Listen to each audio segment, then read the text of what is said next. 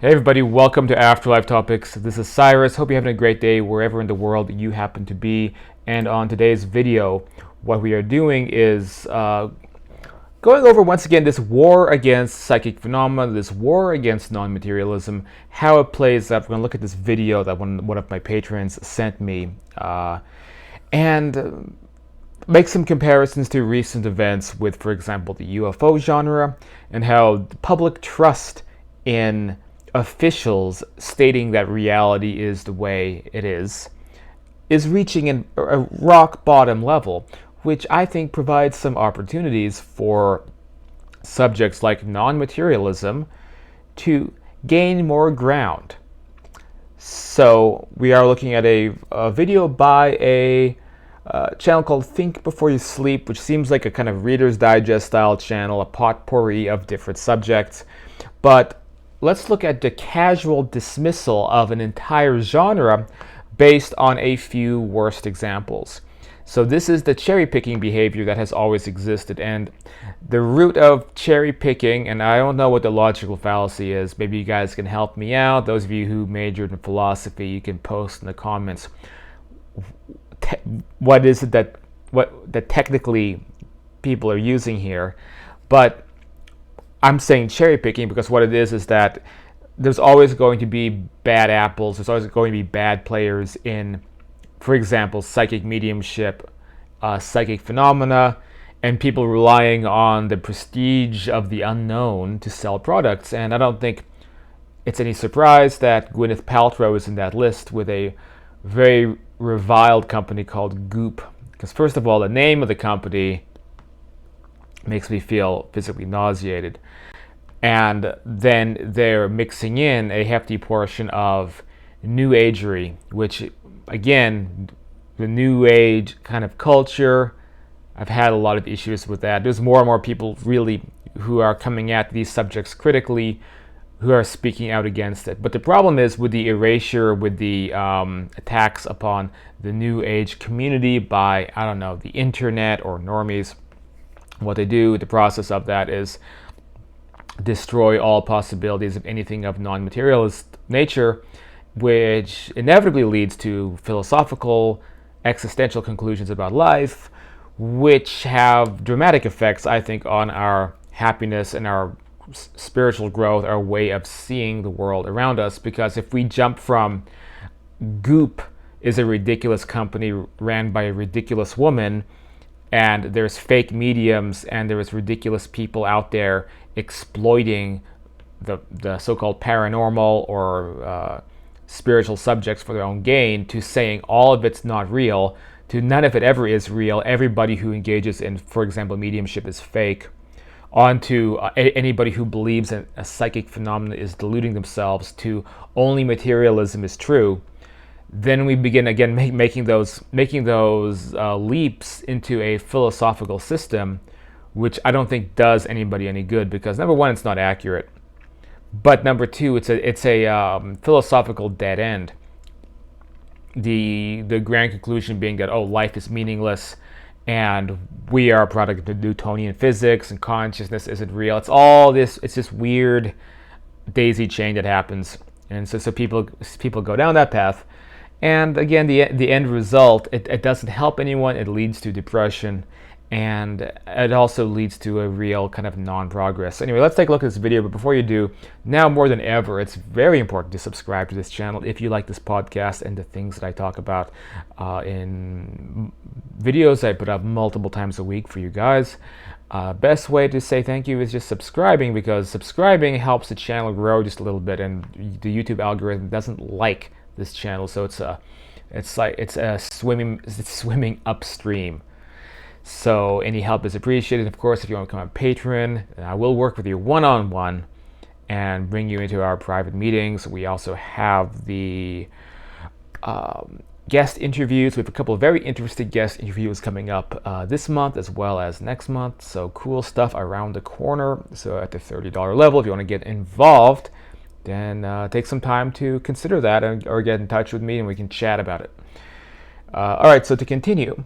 So this is this video by Think Before You Sleep, and look, they are going after Goop as they should. They begin with...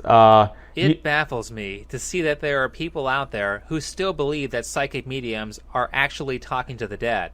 So, so right away we get the bias of the presenter who hasn't done their research, and they're only looking at, again, the worst possible examples and using that to paint a broad brush against the entire topic.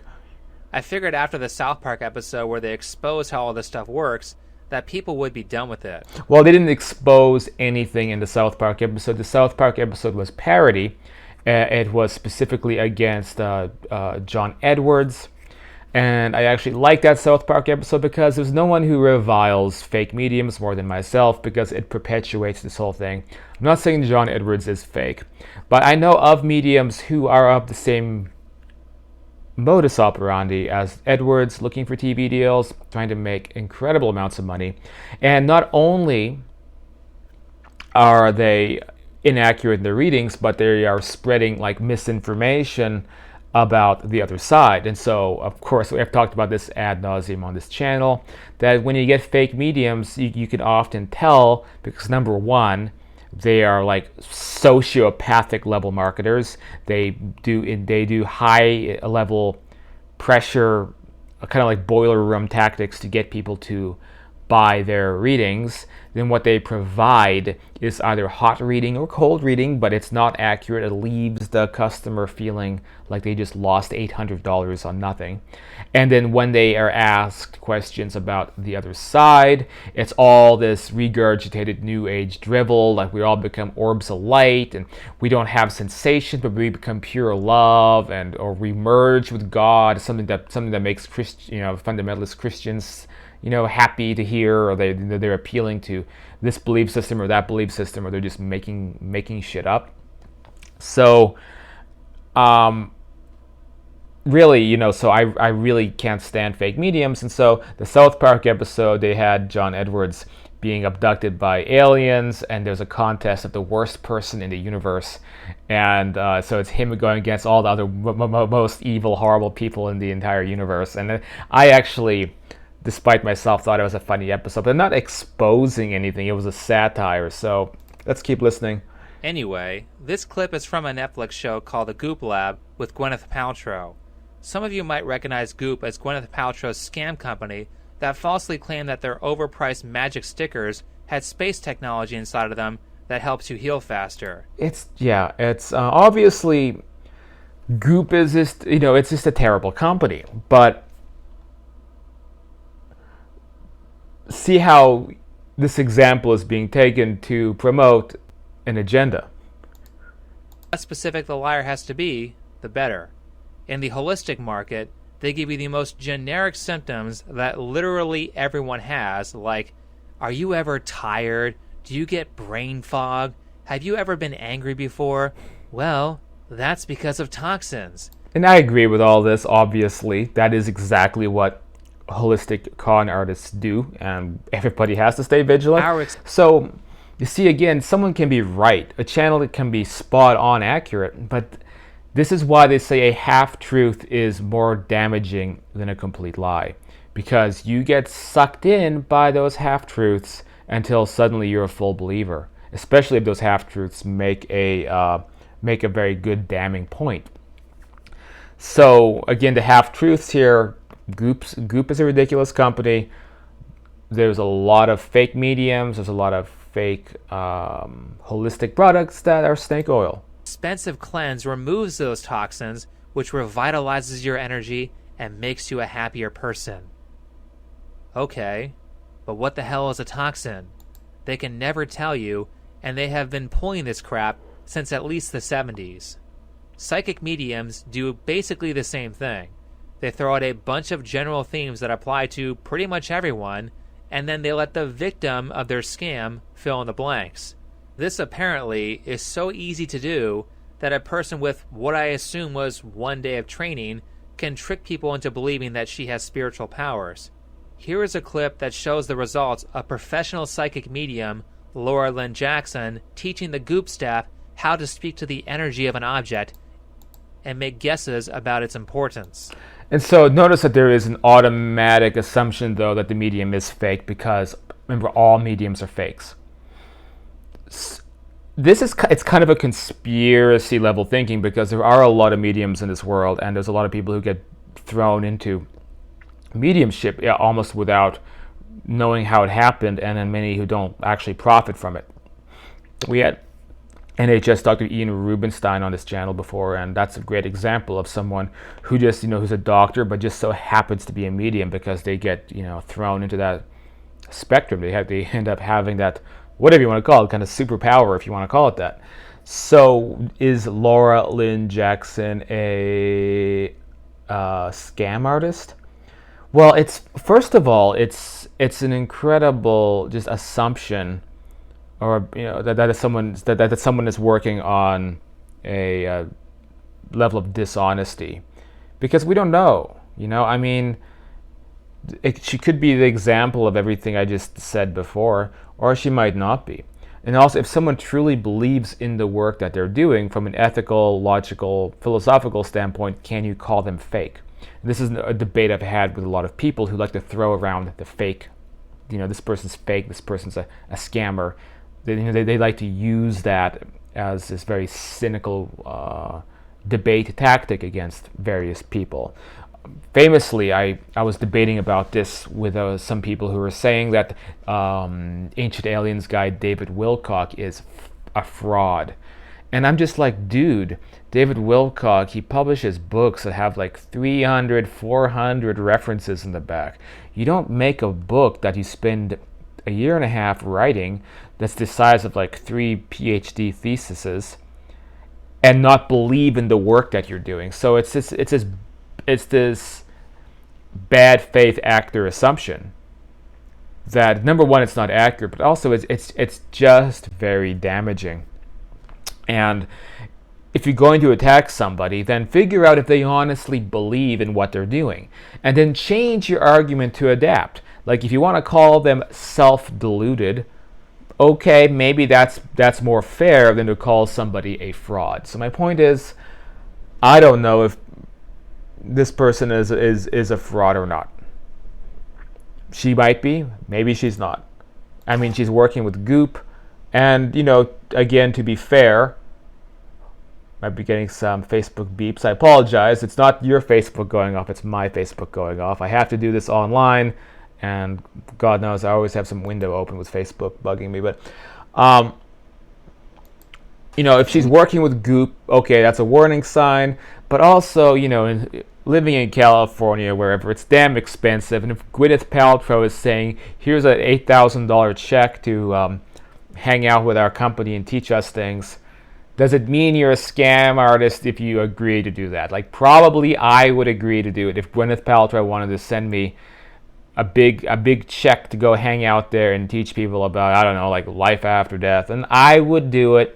It doesn't mean I'm selling out. It means that if they want to support me and give me a bunch of money, then I'm not going to turn them away unless the company was really, really like evil. I mean, for example, I might not do that for a big corporation, which is going to be way more evil than Goop. It's a very stupid, goofy company. But we're talking about evil companies, though. I mean, God, think about companies that destroy the environment and then virtue signal that they care about the environment. I don't know, Coca-Cola.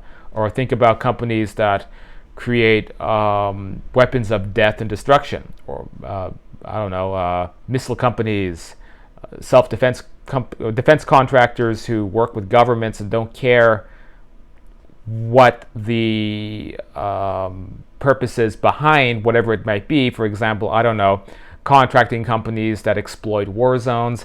Look, I could go on and on about unethical companies that I wouldn't do business with if they gave me, a $1 million check, because I wouldn't want to work with those companies. Goop, by comparison, is pretty damn harmless. If somebody wants to buy a Gwyneth Paltrow vagina candle, and that's a real thing, then in a free market system, they're allowed to buy a Gwyneth Paltrow vagina candle. Now, a financial company, an Enron type of company that actively wants to destroy people's savings and destroy people's livelihoods so that they can keep getting fatter and fatter and fatter, that's an evil company. I'm not saying it makes Goop a great company, but the point is that I'd really feel iffy about this medium if she was working for whatever today's version of Enron is. But if she's taking a check by Gwyneth Paltrow, I'm not necessarily judging her for that. But I don't mean to rant about this. Let's keep listening. What you got? Yeah, so I don't know why. What the object was. It's this awesome dog. For some reason, I felt like this was given to you for like a birthday, but it wasn't supposed to be super sentimental, but then it like became sentimental from losing what you lost, which I don't know exactly what that is. And it also felt like a very sisterly relationship. And it was something that was like totally like sudden and unavoidable. Your loss. It felt very. It's bad mediumship. Everyone who hasn't lost dogs, who didn't feel like it was sudden and unavoidable. Yeah, I totally get it. It's bad mediumship. Very like, kind of like what? And like very out of. And yeah, it's cringy. It makes me cringe probably more than anybody because I take these subjects seriously. I believe mediumship is real, and there's the bad actors. But basically, the bad actors are giving endless ammunition to the people who want to just attack and debunk all of it. So let's push things along a little bit. The point is that what this guy does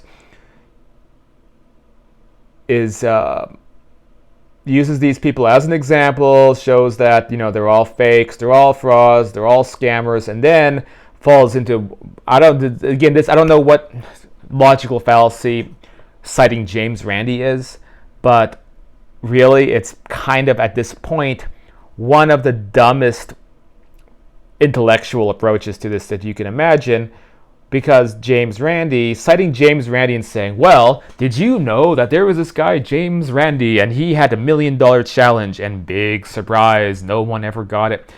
Anyone who digs even an inch below the surface is going to know the story behind James Randi, that this guy, he would turn down claimants because he was worried that they might have a chance of actually winning the prize. There was a guy who claimed to be like this breatharian who's like, observe me and I won't eat food or drink water for so and so amount of time in a locked room, and then if I survive for a month, which he claims he could do all the time, then give me the $1 million. And I remember the response Randi had to this guy was, that's absurd. No one could do that.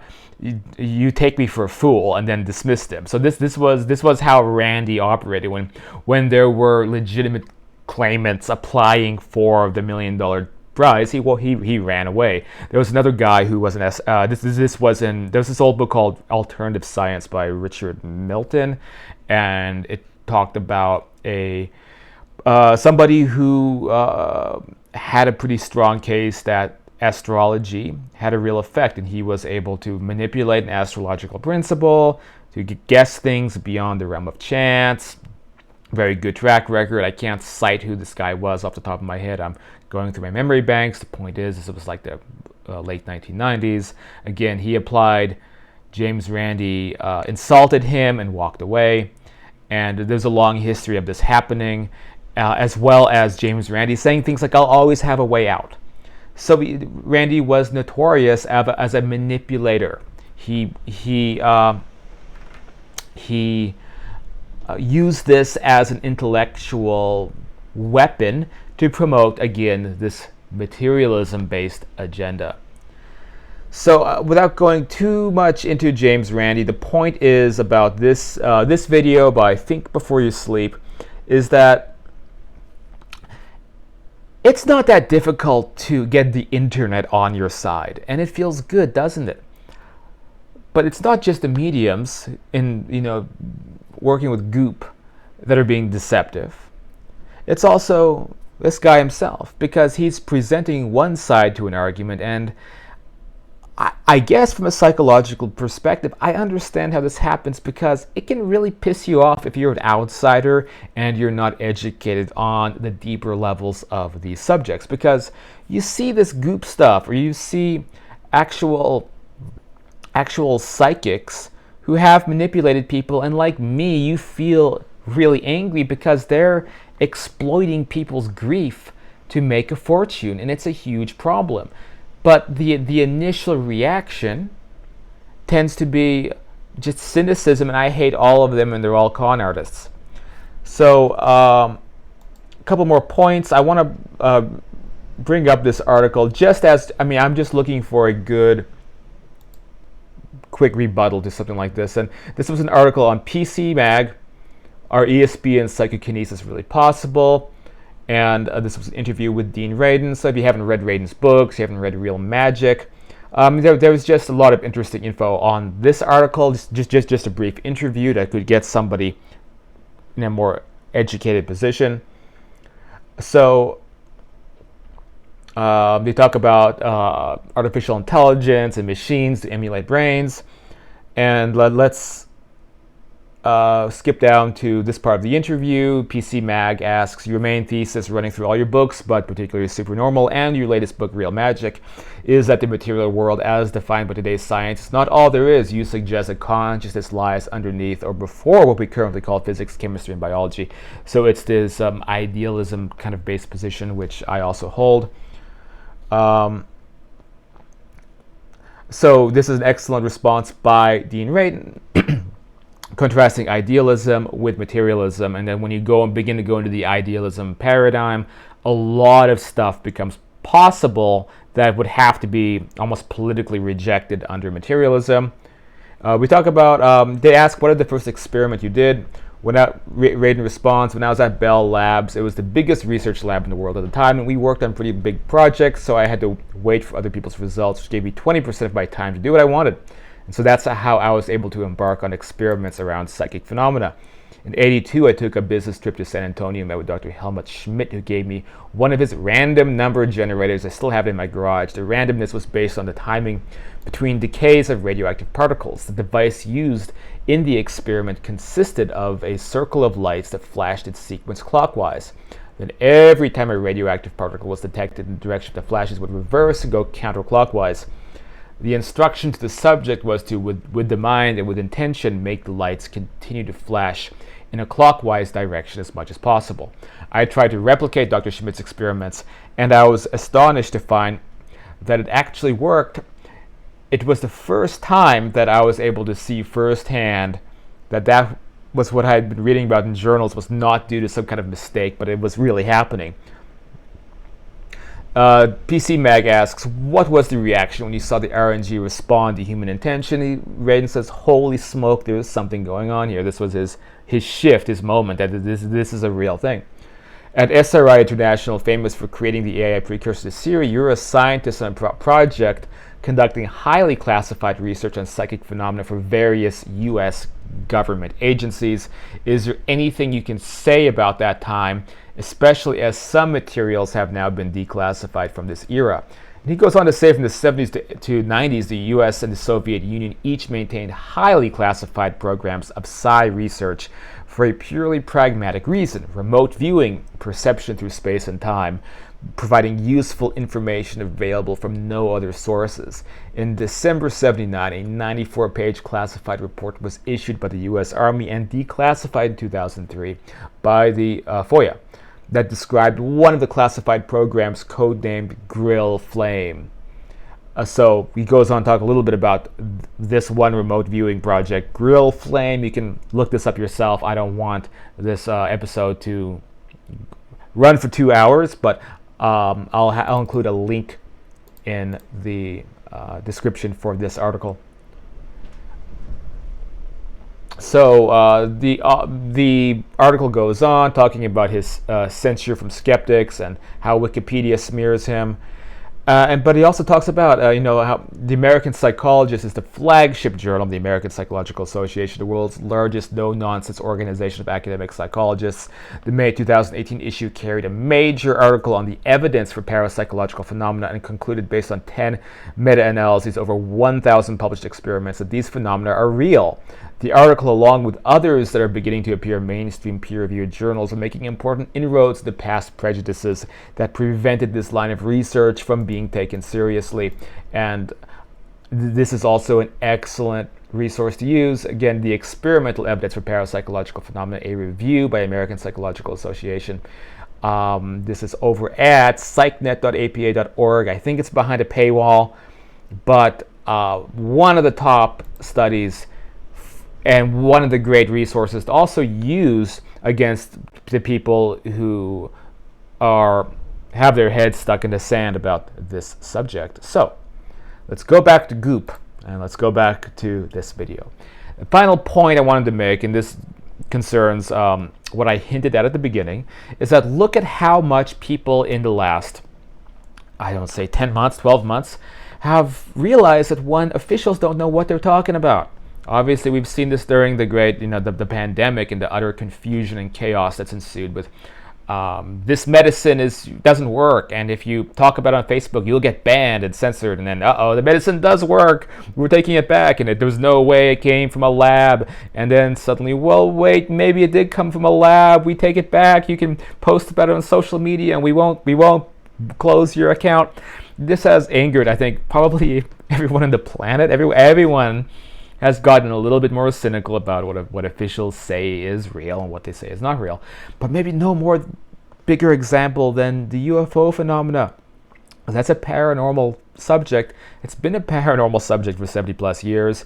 And just like the psychic stuff, just like this video, like this guy, I'm sure, would have no issues saying, everybody who has seen a UFO has just seen a natural phenomena, but we want so desperately to believe in something that's greater than ourselves that we look at weather balloons and we think that it's aliens from outer space. Well, what now? Now we have the U.S. government, 174 UFO sightings or encounters with military jets out of 174. And this is coming from the latest, the Pentagon paper that just came out. 174 cases that only date from about, I think, the mid-2000s up until now. 173 of those are unexplained. Many of them operating in ways that are just beyond our technology and physics. So here we have a paranormal topic. UFOs. The officials didn't know what they were talking about. The skeptics didn't know what they were talking about. And suddenly, the people denying that UFOs exist even now in the midst of all this evidence, they're the conspiracy theorists now. There was a disastrous interview with our favorite pseudo-skeptic Neil deGrasse Tyson on Bill Maher, which I recommend watching, where Tyson tries to say that UFOs are just errors on people's radars and everyone's being silly. Based upon no evidence, no research. He obviously hadn't even done 1% of the necessary research to make an informed opinion, and yet his brand is, I'm the smart guy, everyone should listen to me. Bill Maher, if you watch that interview, he was like kind of wanting to agree with Tyson, but like if you watch Bill Maher's expression and his kind of reaction to what Tyson's response was about the UFO subject, it also looked like Bill Maher wanted to slap him across the face, because it's just dismissive and ridiculous, and people with brains realize it's dismissive and ridiculous, just like people with brains should realize that this video is dismissive and ridiculous, and the tide is turning. We can thank the UFO subjects, the change in the wind for that, but also just the general, just generally how fed up people are with the system, the machine, the establishment, saying what's real and what isn't. And Goop is not going to change that. Nor is the war against Goop by people on the internet, nor fake mediums, because this stuff is real, whether people want to exploit it for money or not. And people have been for thousands of years. Mystics and oracles and soothsayers. But why do they do it? Because they know it's real, and they know that whether something's really happening or not really happening, they can exploit that for power and money. That's always been a problem, but maybe not a problem forever. When the truth comes out more and more, the subjects become less occult, more in the mainstream, and the UFOs had their day, and I think psychic phenomena is about to have its day as well. So that's it for this podcast episode. Thank you for watching. wow, I think there's a storm coming in. I haven't seen it. You know, again, it's like Arrakis out here in Tucson. It hasn't rained since I've been back, so it better rain. Not with all this wind and lightning coming in. It wouldn't surprise me if it still didn't rain, because it's basically constipated, and we desperately need it, because this drought it's not good. Whew. Anyway, so thank you for watching. Get involved at the Facebook group Afterlife Topics and Metaphysics, or browse through the videos on this channel, because there's a lot of content on here. Crazy stuff I've been doing with the dowsing rods, which to me confirms beyond a shadow of a doubt that this kind of stuff is real, because for crying out loud, when you have a pair of dowsing rods that can guess the numbers that are being hidden behind someone's back, it's a pretty damn good bit of evidence that there's forces at work beyond our perception. So anyway, thank you again for watching, and I'll see you all soon on the next video.